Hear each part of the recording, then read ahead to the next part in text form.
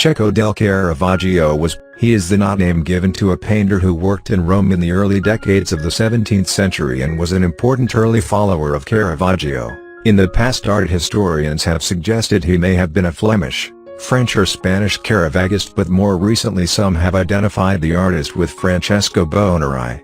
Although this is not universally accepted, in his work the artist responded in a very individual and original manner to Caravaggio's naturalism. He is associated with a number of genre pieces, portraits and religious works showing a clear debt to Caravaggio. He had an interest in depictions of low-life themes but also painted religious compositions.